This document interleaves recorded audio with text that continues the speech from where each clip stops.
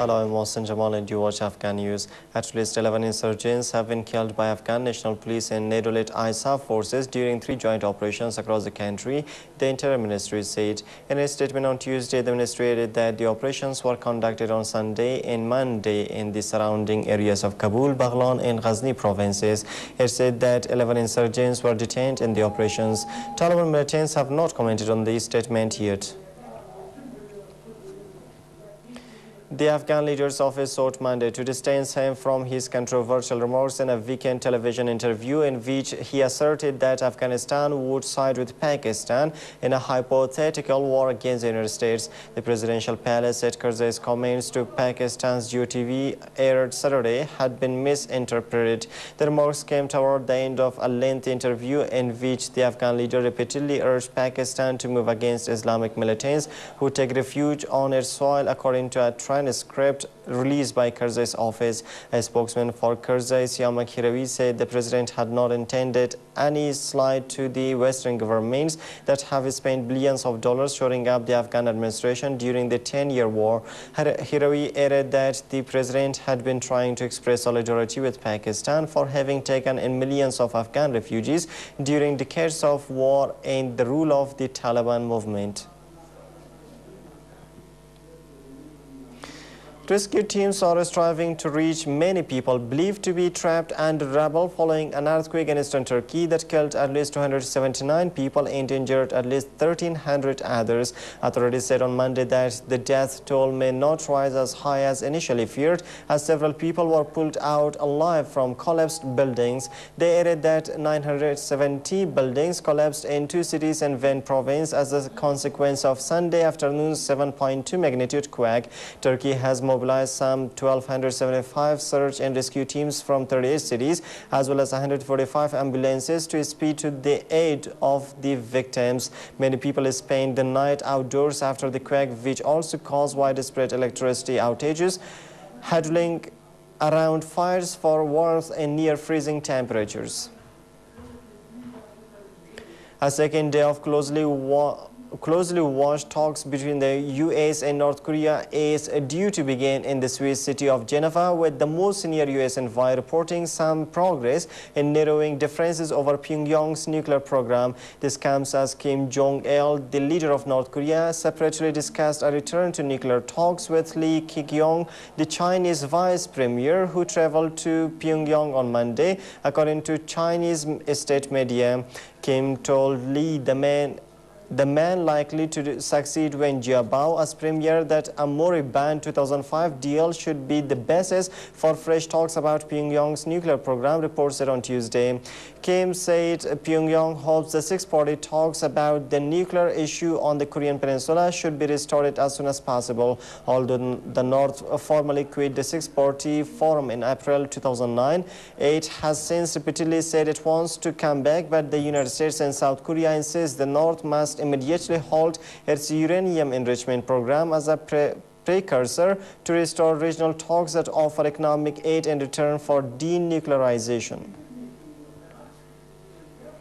Libya's National Transitional Council has buried Muammar Gaddafi, his son Mu'tasim, and a former aide at a secret location in the desert at dawn, sources say. An NTC source said that all 3 were buried on Tuesday, and members of Gaddafi's tribe said prayers to mark the burial. The bodies had been moved late on Monday from a commercial freezer in a warehouse area of Misrata in anticipation of burial, according to a security guard. Ibrahim Betalmal, a local military spokesman, had earlier said the 3 men would be interred in unmarked graves in a secret location to avoid vandalism. The developments came as the New York-based rights group Human Rights Watch warned of a trend of killings, looting and other abuses by those who had fought against Gaddafi. The United States ambassador to Syria has left the country, with Washington blaming Syrian President Bashar al-Assad's government for what it called credible threats against his personal safety. Mark Toner, the U.S. State Department spokesman, said on Monday that Robert Ford, who has visited several hubs of anti-government protests during the 7 months of protests against Assad's rule, had returned to Washington this weekend. Toner said the U.S. embassy will remain open in Damascus and that the threats were specifically directed directed toward forward, adding that forced return to Damascus would depend on a U.S. assessment of Syrian regime-led incitement and security situation on the ground. Within hours of the news of forced departure, Syria recalled its ambassador to Washington, the official Al-Akhbariyya television reported. Victoria Nuland, the State Department spokeswoman, said the department wanted to talk with Ford about the situation in Damascus, which she called quite tense, and added that they also wanted to give him a little bit of a break. Authorities have said floodwaters in Thailand have begun entering the north side of Bangkok's second airport used for domestic operations, forcing at least one airline to suspend flights.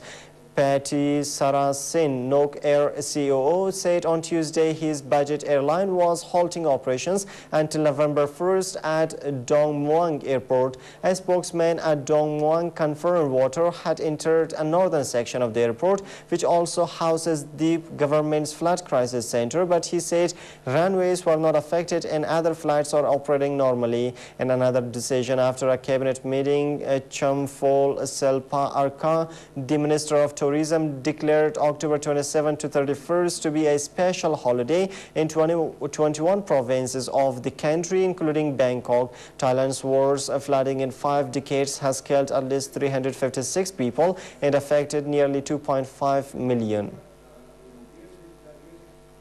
The moderate Islamist party Al-Nahda has claimed that it has won more than 40% of seats in Tunisia's 217-member Constituent Assembly following the country's historic election. At a news conference citing its own election monitors reports, Abdelhamid Jelassi, the party's campaign manager, said that the first confirmed results show that Al-Nahda has obtained first place nationally, and in most districts the party's claim that it won 90 seats came ahead of an announcement by ISIE, the country's independent election commission, of the provincial results for overseas seats. The leaders of 2 leftist parties, the Congress Party for the Republic and Etakol, said they were fighting for second place, while the leader of the center-left Progressive Democratic Party conceded defeat on Monday evening. More than 11,000 candidates ran in the election, representing 80 political parties, while several thousand candidates ran as independents. And that Azerbaijan on Monday secured a seat on the UN Security Council in 2012 to 2013 after Slovenia withdrew from the race following 16 inconclusive rounds of voting. Azerbaijan 55 votes in the 193-nation UN General Assembly, ensuring that it joins Pakistan, Morocco, Guatemala and Togo as temporary members of the 15-nation council in January. Slovenia had been trailing Azerbaijan by around 40 votes. It will be the first stint on the council for Azerbaijan, a former Soviet republic. The Security Council is the powerhouse of the United Nations, with the ability to impose sanctions and dispatch peacekeeping forces. That was all for now. Thanks for staying with us.